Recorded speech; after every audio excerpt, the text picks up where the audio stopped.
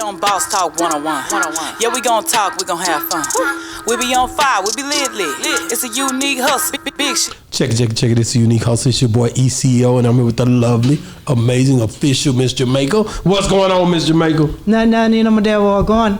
I want y'all to stop what you're doing right now. Go like, subscribe, follow us from all social media platforms. When I mean all, I mean our Facebook, Instagram, TikTok, Snapchat, you name it, we're on it. Just Google us, Boss Talk Podcast 101. We'll pop up first in line, I guarantee you. But y'all see us on the streets all the time and talk about, man, I love what y'all doing. Keep up the good work. How can we be a part of Boss Talk? This is how you can be a part of Boss Talk. Under each and every interview, including this one right here in the description section below, there's a link that says join our membership. Click that link, follow all the instructions. That's how you get to see all the exclusive content. Y'all been asking us, where's this interview? Where's that interview? You got to be a member to see it. Thank you in advance, and we love you. Man, listen, man. We got a special guest in here today. He don't need no introduction. We in San Antonio, Texas. Everybody, round of applause, man.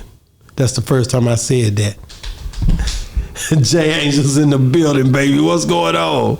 What's going down, man? What's up? What's happening? Man, look, man. Listen, man. I'm down here, man. I ain't gonna lie to you, man. I got my partner with me, right?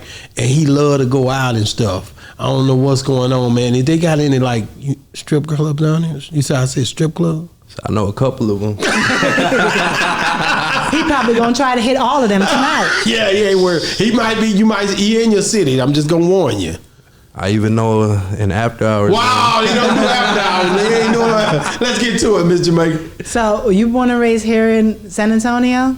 Sure am. Sure. What part? West side. West side. West side, baby. Is the west side the best side? I mean, to me, it was when growing up. You know what I mean? It just, you have your little flaws about it, but I mean, I grew up right there. I mean, I grew up around like all over the city, pretty much. Like I kind of moved place to place because I used to stay with my grandmas and shit. So it's like, well, we always stay in the west side. We always consider the west side like home, and that's where I was raised at, pretty much. But throughout my childhood, I'd probably say I moved like about 6-7 times. Why you move so much? I mean, see, who were you staying with first of all? First, was it mom?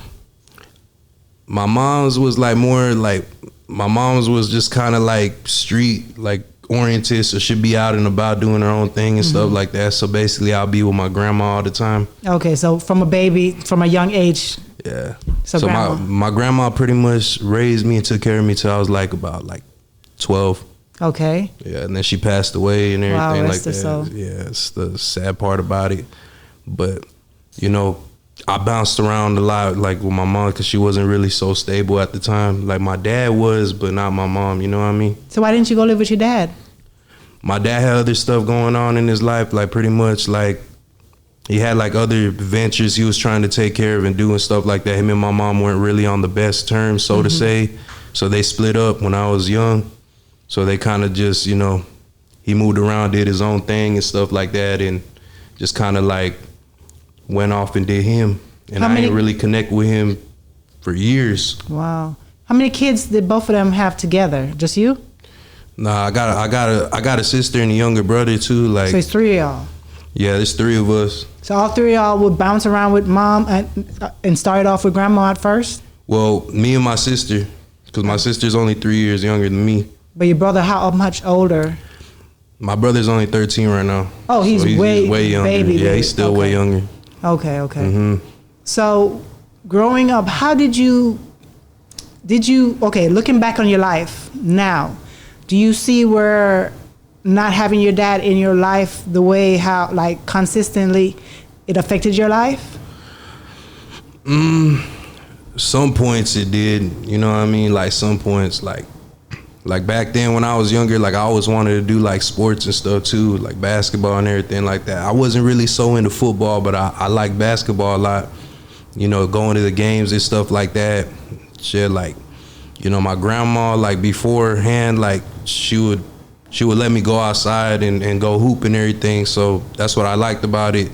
And then, sometimes I see the homies and everything that go to the games, they have their dads there and shit like that too. So it's kind of like, damn, like they would ask me all the time, where's your pops at? Like, where's your dad at? I'm like, I mean, he ain't around right now, man. I ain't talked to him. I ain't spoke to him or nothing. Like, so he was pretty much absent at that point.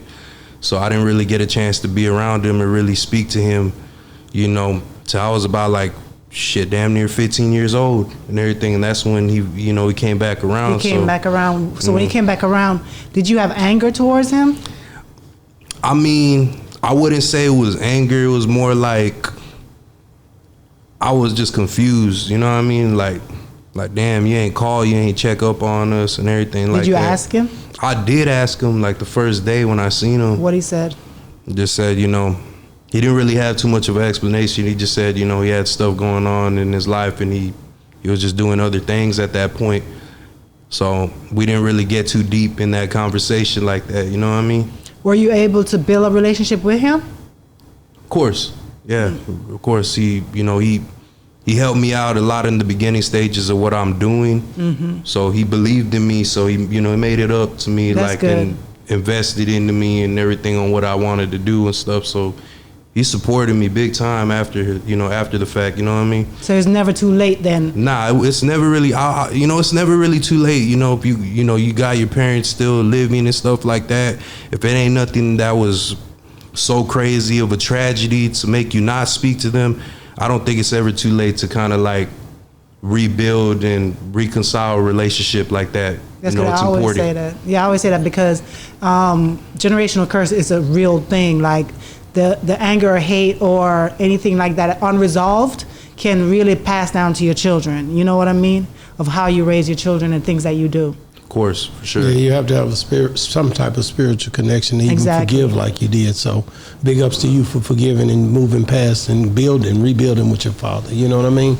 Yeah, had to. When I think about, and here's something I was going to ask you about, like being young and coming from down here, man, like your inspiration come from like the Spurs, or how did you get your inspiration to know what you wanted to do and who you thrive to be, you know? I mean, it was a number of different like factors and everything like that. Like, yeah, I really, I loved seeing the Spurs and everything play and everything like that. But what I really came to love after the fact was being into music and everything. Like the music thing was a part of like my life, and it still is. And it's like that's something that I really enjoy doing, even at a young age. So, you just grind. That's how the way I see it's a hustle mentality of me. And then just seeing like my city and everything like the way we are, seeing different people come up out of the city and everything like that, it gave me motivation. Like maybe I could do something with it too. You know what I mean? Yeah. What? Okay. You engineer. Yeah, I engineer. And you good at it. Yeah. I got a partner, right? Sure. His name is Sully, 4Q. He out of Kansas City, Missouri. He came up with a situation where he can take one vocal of a song, the instrumental, and anything else that he's mixing to that song, drop it in a folder, hit a button, and in 5 minutes it's mixed and mastered. I never heard of that like that. I mean, shit. I'm just telling you. That's crazy. Yeah. Because he created that. Yeah, he created that. And it's something that Apple and everybody's talking about. I'm just giving you a heads up on what's coming. No, so for you sure. go have to get it cool. He's going to make your job a lot easier. I do everything the old fashioned way, man. You know what I'm saying? That's how I learned it. I went to school for this stuff too and stuff for a little bit, and man, that school is expensive as hell. My pops did not want to pay for that shit. I'm talking about, he was like, this is what you want to do? I'm like, yeah, because, I mean, when I was like 15, he got me like a little computer and stuff like that, like a small little laptop and everything like that, because, I was doing my thing or whatever like that, and he was just like, I'm going to get you a computer. So he got me a little laptop, like a little regular little Dell laptop and stuff like that. And he ended up buying me like a USB microphone and stuff like that for Christmas. So what happened was I kind of looked up how to use it and stuff like that, YouTube and certain stuff. Because I was so new to that still, but I wanted to like play around with it and see what I could do. So you pretty much, you pop in, your program or whatever like that. It was called Sonar. That was where I started at Sonar. by Cakewalk or something like that. That's what it was called. You could get those at like Best Buy or whatever. I don't know if they sell them anymore, but it would come in a little box with a disc in there, and they have the little USB microphone and stuff like that. You hook your headphones up right there. You just hook it up straight to your computer. No interface, none of that. And I started trying to learn on that program, and it was like, there was obviously with everything you do, there comes the moments where you fail. So you get mad about it, and I was just like, I can't do it, because I try to rap myself, but I'm like, I don't got a voice for it. So I'm like, nah, I can't do it, but I'll play around with it and kind of like try to like see what I could come up with. But it never really sounded good. I'm like, how do these people on the radio and you know, on these CDs and everything, how do they make their stuff so damn good? What do they use? What kind of software, what kind of equipment do they, you know, use to bring this kind of clarity and make it sound so clean? That's where I was like confused at for the longest time, and I would look it up. I'm like, damn, well, I'm young, I'm only 15 and everything like that, so I'm like, I can't get this kind of money to get what these people using. I was seeing Drake and everybody using all this $1 million equipment, and I'm telling my pops like, I want to get this stuff. He's just like, yeah, he's like, you better go off and go get some money, man, and make that shit happen, because I'm not giving you no damn money for no fucking $10,000 microphone and fucking $15,000-$20,000 compressors and stuff like that. So I was like, man, I had to do something, you know what I mean? I found other ways around it to kind of like make it a thing. Then I hopped on Fruity Loops. Yeah, Fruity Loops. Shout out to Soulja Boy. Shout out Soulja Boy. So, hey, Fruity Loops, man, don't sleep on it still, man. I know it's like a beat thing. You know, everybody uses it to make their beats, but shit, I try to, you know, track and engineer on Fruit Loops and everything like that with their little stock plugins, and eventually I got the hang of it. I ended up finding the sound, and I liked it, and I'm like, damn, maybe I could go full force with this shit, man. Like, maybe I could really do it if I put my mind to it and everything, and I put everything into this like a job. I had to treat it like a hustle, a job. So I would learn stuff on YouTube. I'll play around with stuff all night, see if it sounded good. All right, nah, I can't use this. This sounds like shit. All right, cool. Let me put this right here. Let me put this right here. Let me make something shake with this. And eventually I'm like, I started using other people. I wanted to get other people, like a couple of the homies and stuff like that from school. I'll be like, hey, I got a little studio set up in my crib. You trying to come push up and, you know, record some or whatever? I'll be like, oh yeah, let's try it out. So, you know, they'll come to the spot and we would, you know, mess around on it and practice and make some music, and we did, and you know, it sounded pretty straight to me. So I'm like, hey, you know, start doing this, because I had a homie, I had a best friend. Like, he's still my dog though. It's just, you know, life, you know what I mean? Life happens and you kind of split up and you do your own thing. You know, that was my boy and everything like that. So he told me, he said, hey, like, you need to take this stuff serious, because, you know, a lot of people make real money off of this shit. You could go and record somebody big time and everything like that and make a living. So that's where my head was at. Like, how can I, you know, put this and make it into a business where I could generate revenue, you know what I mean? So looking back on it, because you went through the schooling part, you went through doing it on your own. So some of these kids out here who's like, man, I can't, should I go to school or should I try to do this on my own? Do I have to go to school? Looking back on and being where you are now, did you have to go to school to really get to where you are? This is gonna piss some people off. This is gonna piss my old professor off, but I ain't gonna lie. I feel like that shit was a waste of time. I'm gonna just keep it honest with you. Like, keep it a buck. Yeah, I'm gonna keep it a buck. $25,000 for school and everything, and all that shit that I learned in school that don't even apply to what I do now. Really? Crazy. Because he taught me to navigate and everything like that, which is something you have to learn. When you learn anything, you gotta learn your program and navigate through it. Because if not, I mean, how else are you gonna make it happen? How else are you gonna make it, you know, make it work the way you want it to? So I mean, I learned the navigation from him, but as far as doing the techniques that I use, as far as going in there and dissecting these vocals and learning the EQing process and everything, like, he taught me a little bit of it, but I mean, that stuff you could have learned on your own. I could have learned that on my own. That's why you got YouTube. You got other stuff. You do experimenting and trial and error. You know what I mean? Like that's pretty much where I had to like focus on all of that stuff too at that point. And it's like, damn, I really ain't need to go to school with this. So I mean, I dropped out. Like I ended up dropping out because one thing I learned, like I wanted to do hip hop and R&B stuff. Mm-hmm. But he was trying to get me to do like old classical music and fucking like old school rock and shit like that. And it's like, that's really not my genre, you know what I mean? And I don't got nothing against it. I like listening to all types of music, but that's not something I was aiming to, you know, work on at that time, you know what I mean? Everybody listening to Young Money at the time, everybody listening to Lil Wayne and all that during that era. Man, the rap scene's going crazy right now. The pop scene's going crazy. Like, let me learn something on how I can make shit sound good like this. You know what I mean? Like, all of that, that's what, you know, I just learned it on myself at that point, and then, you know, online, and then getting tips from other people that I knew that did it. You know, social media is powerful, and you could, you know, connect with anybody, you know. Since you engineer in the rap industry, if someone from a different genre and you needed to cross over, so to say, would you be able to? It just depends. I'm still trying to like I'm gonna keep it a stack with y'all. Like I'm still trying to do more of live instrument type of thing. Okay. Like I know how to get certain shit on there, but it's like tracking live instruments is way different than tracking vocals. You have to do more to it. You have to, you know, it's delicate. You know what I mean? That's how I always seen it like. So if somebody ever asked me to do something like that, I could probably take on the job.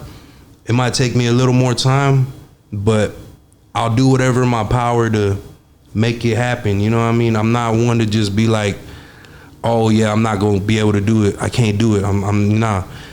Like I'll go to an environment that has all the tools that I need and utilize those tools and to the best of my ability and make it happen. Every engineer have a certain style or a certain tag. If I never heard what you've worked on, but I'm listening to music, how would I know what you did? Is there something unique about what you do? That's crazy. It's like, I mean, if I were to ever make a tag, I wanted to be live, but it's like I know people that got tags and stuff like that, but it's just, I always, like if you hear the industry stuff nowadays, like certain stuff on the radio and stuff like that, you don't really hear engineer tags in songs. That's so right. It's like, you don't really hear that. To me, I think, like I'm not knocking anybody that does it, but it's just, to me, it's like, unless you're a producer, I don't see a reason for an engineer to have to put a tag on a song. Right. I would just make a site pretty much and list all my credits on there and the credentials pretty much on what I do. So like on my Instagram, I got in my highlights, I have a little list of credits of stuff that I worked on from so-and-so, the top, you know, artist or whatnot.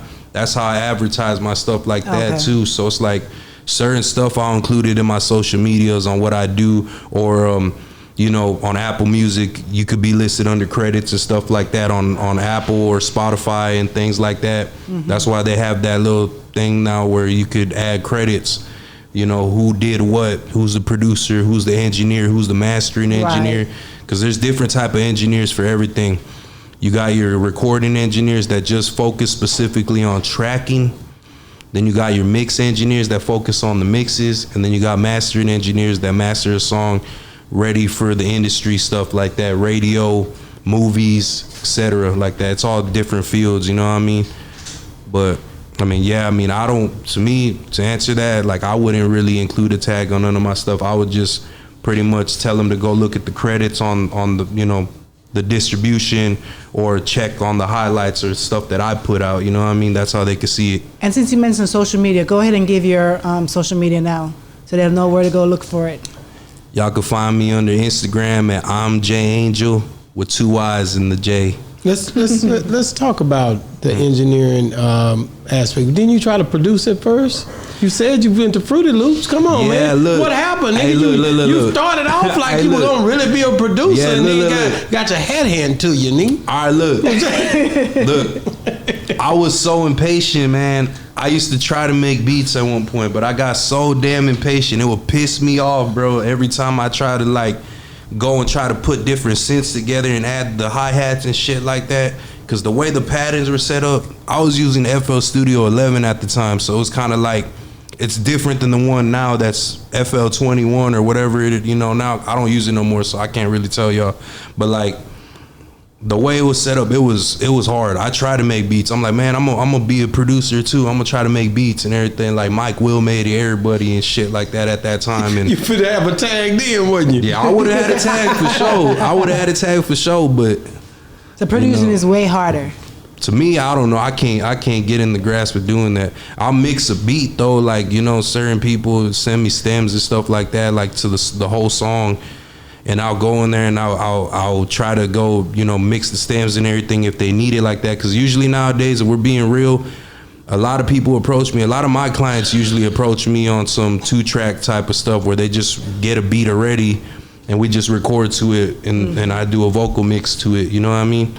So I gotta ask this. So growing up in San Antonio, I know with your dad being in and out, and then your mom, you know, raising a boy, it's hard. A lot of times, young kids end up being on the street, you know, in gangs, fighting, doing all sorts of stuff. How didn't you end up doing those things? I mean, I ain't gonna lie, like, when my grandma passed away, it kind of put me in a dark space, like in my head and everything like that. So I was with my mama just thugging it and everything like that. Like, I was in the streets. You was in the streets? For how long?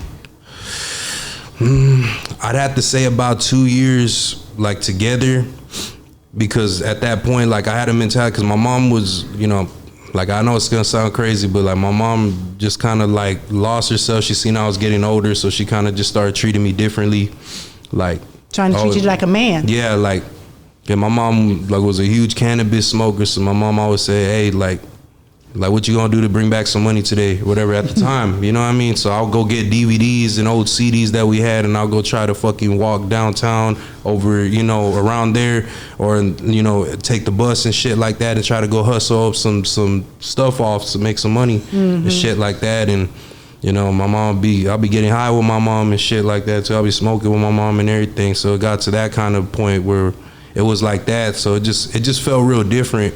But I was still depressed at the same time, and, you know, with the school stuff like that, I wasn't around the best crowd, you gotta say. So it's like I was just out there just thugging it and stuff like that, just up to no good and shit. And I got into a bad situation. I mean, it changed the way I look at things, and it's like this is what made me really put my focus on the music and away from all the street shit, because a lot of the homies that I was with at that time, you know, we went and did some shit, and like, you know, they're still locked up to this day and everything like that, because they dug themselves a deeper hole and they can't come out of it. But me, I stopped myself in that path, and I'm like, look, I'm gonna focus on this. And they're just like, all right, we gonna still be in the streets.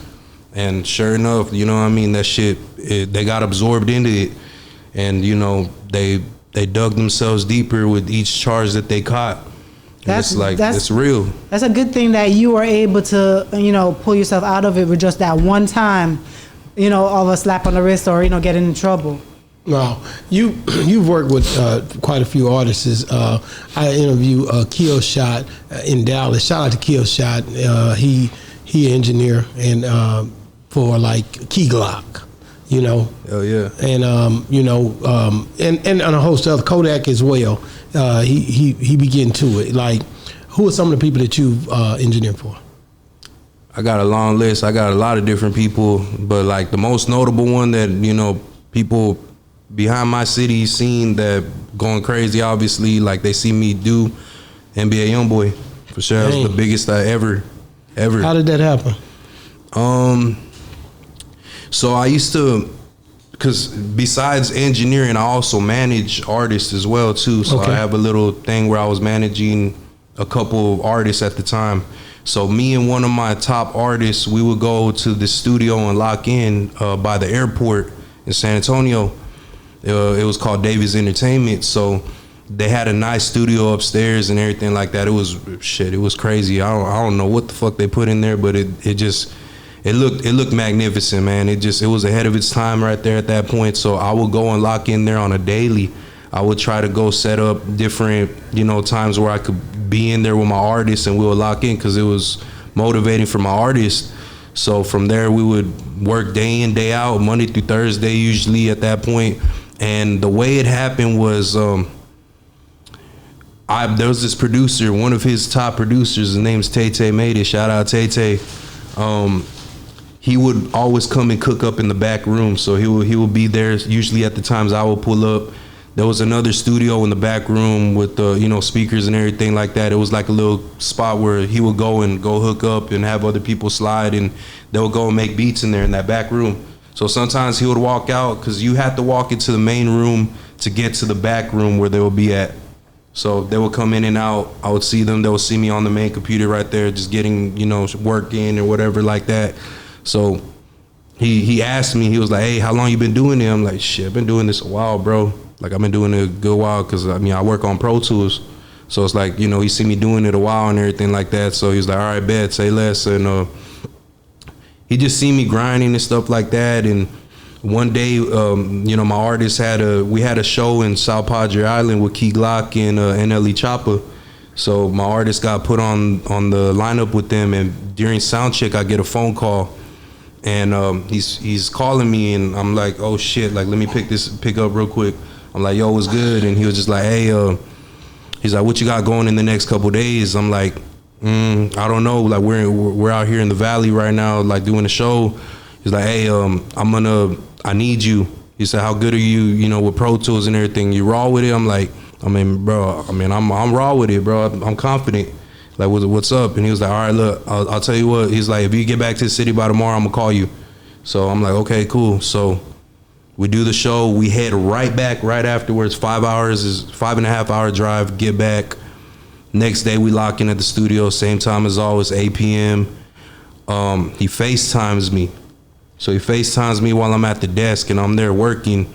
And he was just like, "Hey, like, can you come to Salt Lake City?" And I'm like, "When?" He's like, "Can you get out here ASAP?" I'm like, "Oh shit." And he's telling me, and he puts NBA on the phone. He puts YoungBoy on the phone, and I see him, and I'm like, "Oh shit!" I'm like, "This is real." Like, this is real. I'm like, "Oh damn!" Like he got YoungBoy on the fucking phone, like right there, and I'm looking him dead in his fucking face, and then he just told me like, "Hey, like how fast can you get out here to Salt Lake?" And I'm like, "Okay, let me hit you back in a second." And then he was just texting me, he's like, "Hey, like he needs it like this. He needs it like this. Can you get out here?" And I'm all about taking risks too, you know what I mean? I'm all about making moves happen. If there's an opportunity right there and I could do it, I'm gonna do it, bro. Like I'm not gonna just sit there and let something pass me by, because I've done that twice. I've done that twice where I could have potentially changed my life from a situation and I didn't jump on it. So I didn't want to lose this opportunity. So I went home, I started packing my bags, and I looked at the flight, and I showed them the flight, and next thing you know, I get the ticket for it, and I'm out, no sleep, literally go back, no sleep, hop on that fucking flight, get out there. I'm waiting for them for like a couple hours. Luckily, I had a producer homie that made beats for my artists, so I was able to connect with him out when I got to Utah, and from there, he picked me up from the airport. He just kind of showed me around and everything like that. I ain't never seen nothing like it. I never went out there. It's just fucking mountains and snow, and it was fucking freezing. I'm like, damn, like I never seen nothing like this, bro. Like I'm in Texas, bro, so I'm used to it being 100 degrees and bipolar weather, man, and just humid out here, man. I go out there, I'm there like freezing. I'm like, damn, man, like I don't know how this man could come stay out here like this, bro. Like, he's from the South too, so it's like he's moving out the way. I mean, I get it, but damn. But yeah, long story short, I get to the destination where they tell me to go, and I mean, I just see everybody pulling up, man, and it was just like, I'm like, damn, I'm really here right now. This is crazy.